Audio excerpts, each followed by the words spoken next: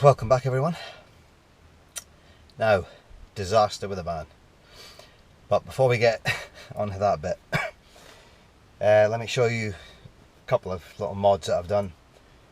You might see the new seat covers here, leatherette kind of stuff. They're looking good. I'll do a full daylight kind of thing another time, just so it's 8:15. It's a Friday night. Last Friday, I'll start at the beginning. So it's to do with the brakes, and the brakes have always been bad anyway. 3 weeks ago, I had the van down in Edinburgh for work, and I was leaving straight from the job in Edinburgh with the van to pick up my wife and my girl, and we were going to go through to a Park Dean Air. Brilliant. So the night before I'm due to go, me and my workmate Gary, we were going to McDonald's at about 10:30 at night. We just finished work, and I stopped at some lights and there was a massive crack, bang. And I have actually been down south in the van. I've not done a video since then because work's been busy, life's been busy. I've just not had time to do any videos, to be honest. I've been down south to my sister-in-law's, had a great time there, took the van down. On the way down, we were on the I think it's is it the A47 or the A17 Kings Lynn to Norwich, and we had to do an emergency stop in the van. A truck, someone happened in front of a truck, and obviously the truck just slammed his brakes on. It was a big box truck. I slammed the brakes on, just missed the truck. I don't know how, but ever since then, one of the calipers, one of the slides and the calipers was sticking, and it basically wore down a brake pad to nothing. Changed it at my brother-in-law's. We were super lucky because the day I'm due to go, we took off the wheel just to check what was going on, like last day, last minute kind of thing, and one of the brake pads was completely back down to the backing plate, so there was no brakes, and we had like a 600-mile journey back to Scotland. So it was like, oh god, they stay away down in Kent. I was on the way to my sister's when it happened. Then we went over to Kent, and it started to get worse and worse and worse, but we got there and I just basically forgot about it because I was on holiday. So anyway, brother-in-law, local garage, very, very lucky, had a had a pair of or two pairs of brake pads in stock, went and got them. We just fitted the one just because we were literally like 15 minutes after that we just left, so it was really lucky that day. Anyway, back to Edinburgh, heard a crack. I just thought, well, Gary was like, oh, you better check out what's going on, and I was like, nah, it'll just be a brake pad. The backing plate will have slipped down and probably snapped in half, and that's what the noise was. So the next day we started work again at 5:30 in the morning, and I worked till I think 3:30, 4 o'clock, and a guy come down to cover the rest of my shift. So I went away, see if I could get brake pads. Got a set of brake pads literally just from round the corner, a Dingbro we have up here in Scotland, Dingers, it's called Dingbro. Got some from Dingers, come back, took the wheel off, expecting just to throw on some pads, and lo and behold, what had actually happened, what the crack was, Mercedes have vented discs. I've got two brand new ones. I got them last week, and we'll get to last week. So they've got vented discs, so you've got your hub and your like outer disc, inner disc, and in the middle it's vented, which is just slots, so the brakes cool down quicker if you're using them a lot and they get hot. Over time, obviously this van's been sitting for a long while, basically the metal in the vented bit of the disc has rusted away to nothing. So when you're squeezing the pads on from both sides, it's grabbing each side of the disc. What's happened is it's actually physically split the disc in half. So that the inner disc is now just rolling about on the axle, and the outer disc is still in one piece because it's actually attached to like the wheels where the wheel nuts go on. So in Edinburgh it cracked, but it hadn't split altogether. So last Friday, I went and got brand new, took the van to work. It was still making a noise, but I deemed it safe to drive. I mean, it was okay at the time. Went down, did a day's work, phoned up Dingbros, got a set of discs down, but they couldn't get back to me until the afternoon, and by that time it was getting dark, so I was like, oh, I'll just take them home and fit them tomorrow on Saturday. I'm literally 4 or 5 miles from the house, and bang! So the whole disc now is sheared, and the inner side of the disc is literally running around free on the axle, and it was jumping up and it was catching the caliper, which was obviously making the van pull off to the side. And so at the four-way flashes on, I'm doing like 20 miles an hour for the last few miles. I thought, I can't stop. I'm so close to home, it would just be silly to stop. And it's probably silly to carry on, because I've not even looked in. This is now a week later on a Friday night. We are having the strangest weather. It's 17 degrees outside, and it's the 11th of November, Armistice Day. I cannot believe it's so mild outside. Like, I've not even got my beanie on. I'm sweating already, and I've only just set up my lights just to see what's going on. So what I'm going to do is, I've not looked at this yet, so I'm taking you to look at this. I'm praying that in my mind the front bit of the disc is still there, the back bit has sheared off, has rumbled around and maybe lost a couple of bits. I'm hoping the caliper's not damaged. If the caliper's damaged, that's more money, basically. Like I say, whether I should have stopped, what was I going to do, who was I going to call? The van would have had to have been towed. I'm 5 miles away. I mean, I limped it home. Not the safest option, but it was later on at night, so the heaviest of the traffic had died down, and on the coast road here, it's only busy really through like morning and nighttime rush hour. It was a Friday night, everyone was home early, so it was like tea time. Managed to get it back to the driveway here. So now we're going to go and split the wheel off. I've just got the lights set up, I've just loosened off the wheel. We're going to take the wheel, it's at night, so I can't use my impact gun to rattle off the nuts, so just everyone's going to be behind. But let's go and have a look, see what I've done. The nightmare continues. Other than that, the van's been driving great. Like I say, I've probably done 3,000 miles since the last time I saw you. I've been down to Norwich, over to Kent, back home. We stayed in a rest stop on the way down and a rest stop on the way back. It was like 10 quid to buy a night's parking kind of thing. They had a coster and that in the morning, so you could get your coffee. Then we went away, was it last weekend? No, 2 weekends ago at Halloween. We went over to Sundrum Castle over in Ayrshire, which is a Park Dean resort. We've been there before. We actually went there camping during COVID, when I didn't have the van and we couldn't get a static because they were all sold out.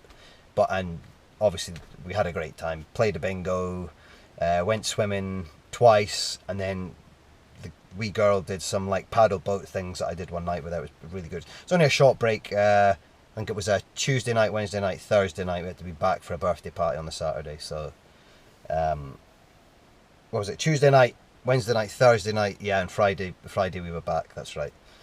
So, done a good bit of camping caravan and haven't done much more. I'm trying to sort out the front. I'll let you have a look what I've got going on here. I've got a touchscreen panel.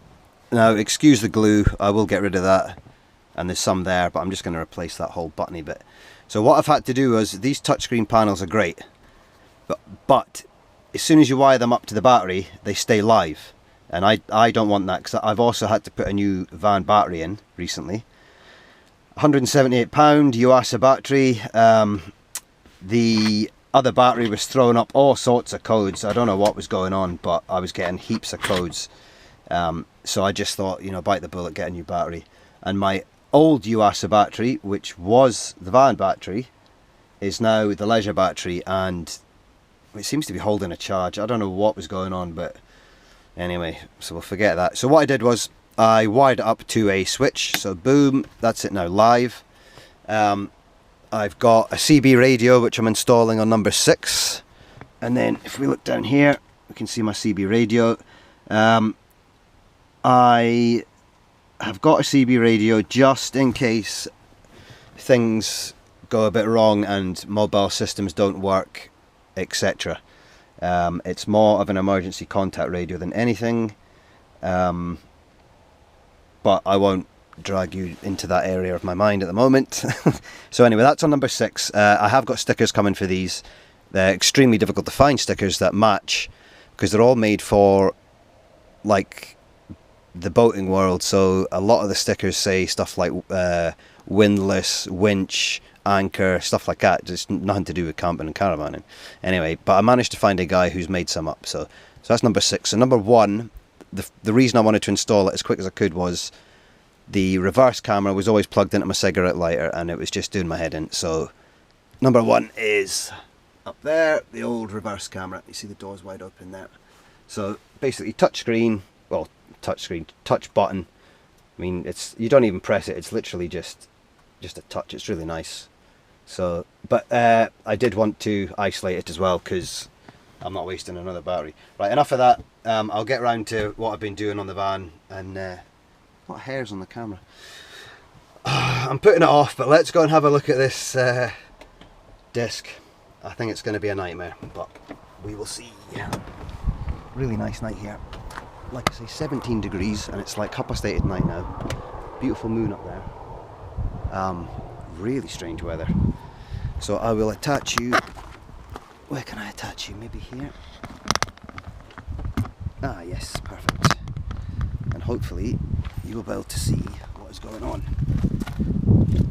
This isn't going to be pretty, by the way. I mean, it's so warm, there's flies kicking about. Unbelievable for November. Unbelievable. Right. Shorten this up. Try and get this off quicker.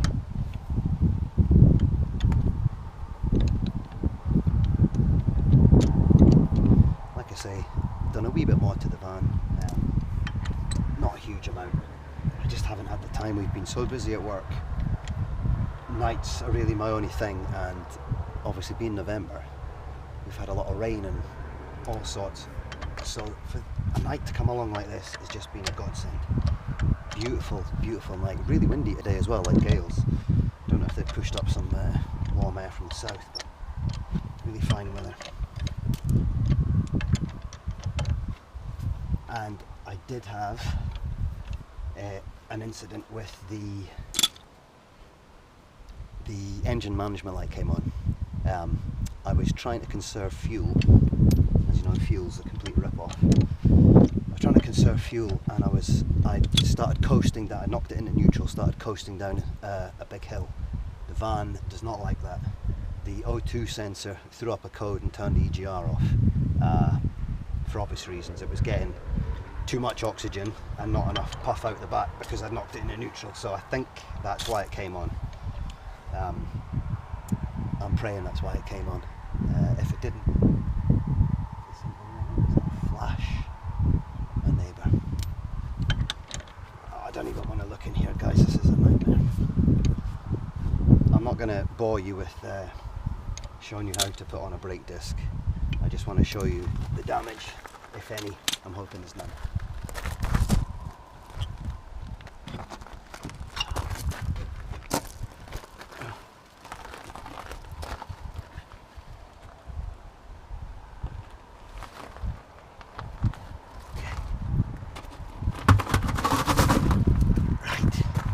Well, that is not looking good. Jesus. Where's the torch? Where's the torch?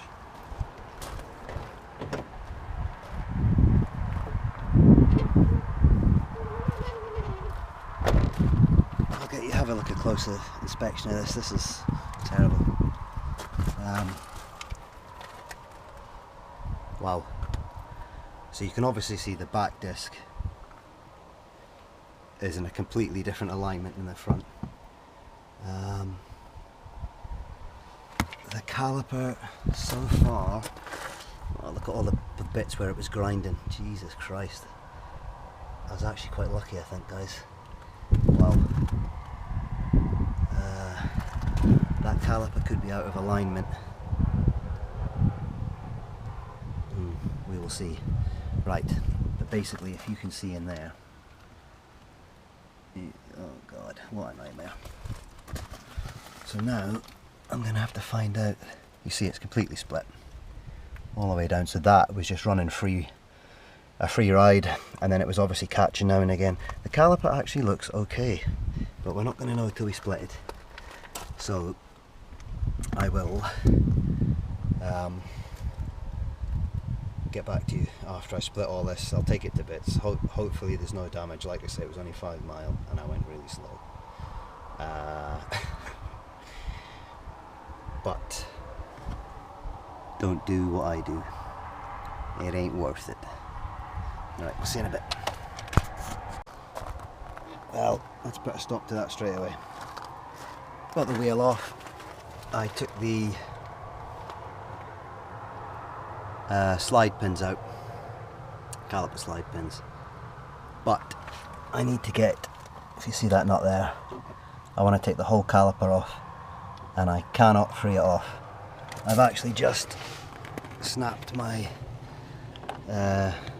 bent and snapped that, so that's snapped clean off. And it's bent, so that's ruined.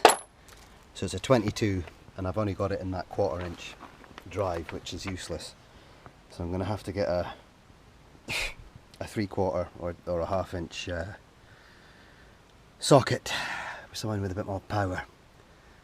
So I'm going to abandon it tonight because I hate working in the dark. I mean, it's probably going to rain tomorrow or something, but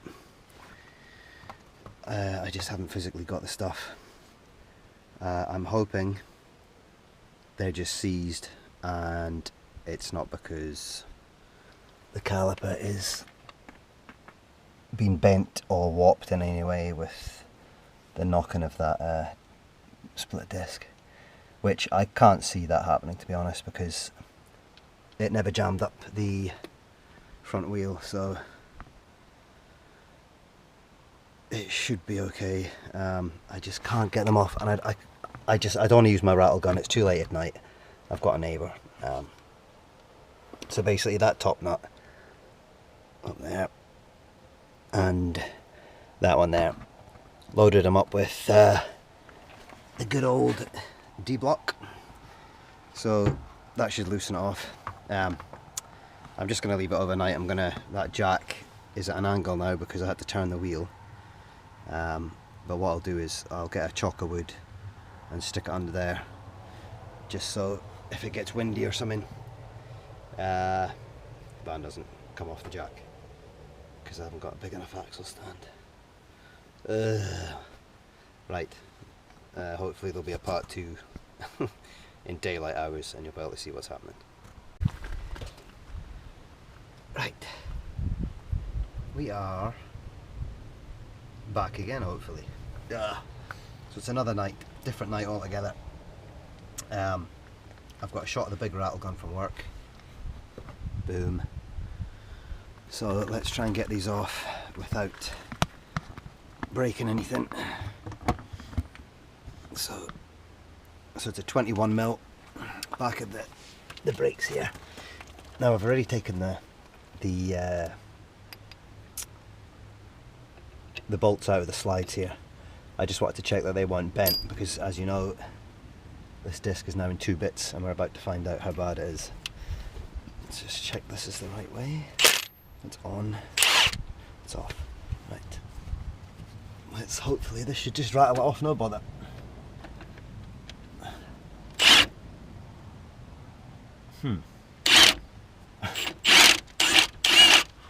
Alright, well they've rattled off without even rattling, so I take it the 3 days of D-block I've been doing. Alright, this one's a bit tired. Here we go. Perfect. D-block works a treat, as we know. So they're not bent or broken, which I suspected. But right, here we go. Here goes nothing. Oops. Let me just put you in a better position. Let's see what's going to happen here. Lighting's not very good, guys. Sorry, it's always dark here at night time. So this should just come off in one go. Oh, right. So we've got no damage to the caliper, thank God for that. Right, let me. Now, if you're clever, you would have this cable tied up. I need to actually get the brakes out of here first. That'll do. Shouldn't do that. It's a bit sore on it. Okay, so we've got no damage to the caliper. Right, see now that slide there, Lovely. This slide, however, is seized solid, so that's going to need looked at. But I'll just leave that hanging there. That's not great for it, guys. Take some of the weight off here. Right.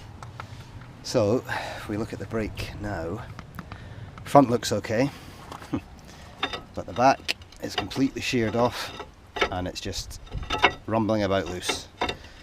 I was extremely lucky, I'll tell you that much. Right, let's see if we can get this, I think it's a Phillips head, is it? Or is it a Torx? It's a Torx.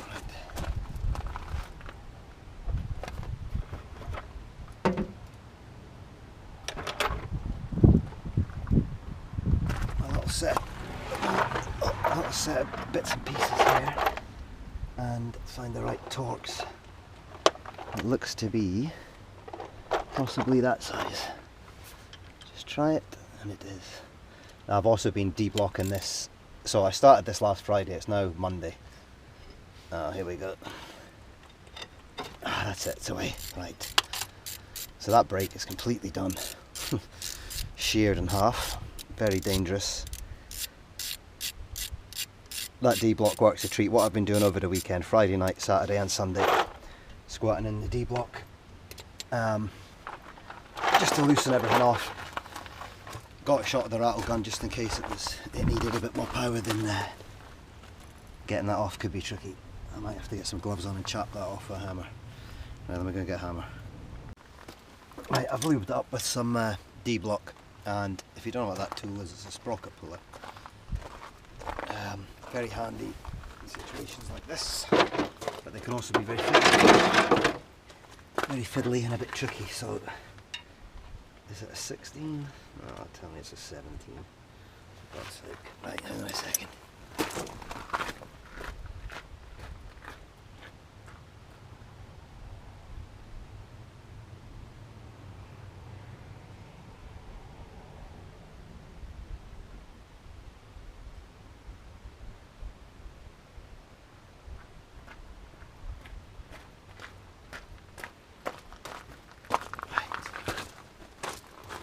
I think it's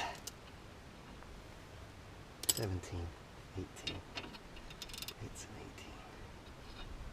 18, and we need to go that way. So basically that's screwing in and these arms or legs are pulling that off, is the theory, but because there's nothing to grip onto, it's going to be extremely tricky. I would go for here, but it's a rounded lip, so we just got to find somewhere decent on the brake to get a grip. And because it's so rusted and knackered, it's extremely tricky. Like, let's try somewhere else here. Let's try down here. It's got a good hold there. Right, it's looking a bit better. Let's try. Nah. If you see the chunks of rust, they're just getting pulled off. So sprocket puller's not going to work here. Let's turn this round. I have tried chopping it with a hammer. It's not one to play ball at all. I'm going to give it another shot with a hammer because it's getting late. As always, working in the dark. Super frustrating. So there's a bit of D-block on it now. It might decide it wants to come off with a chop with a hammer. We'll see.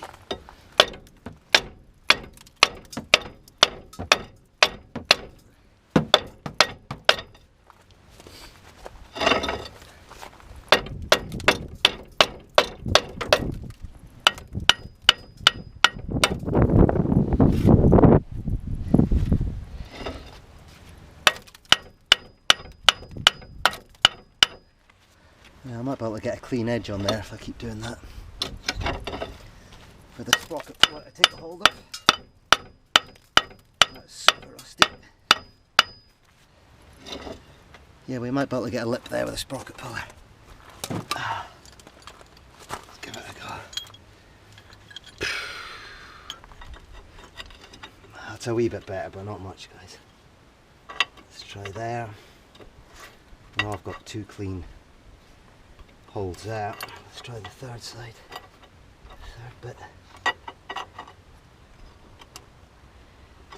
That's it, is it?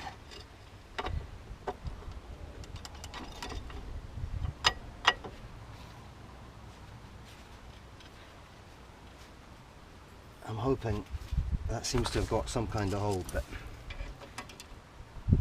it doesn't take much for it not to work.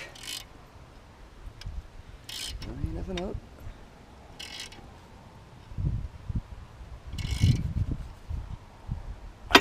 Nah.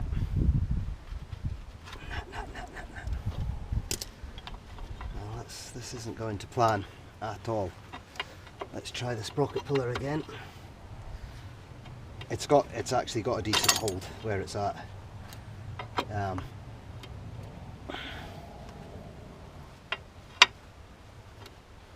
It's just making sure these are all lined up.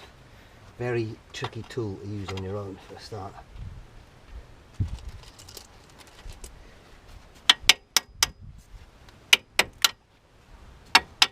Right, let's give it another bash.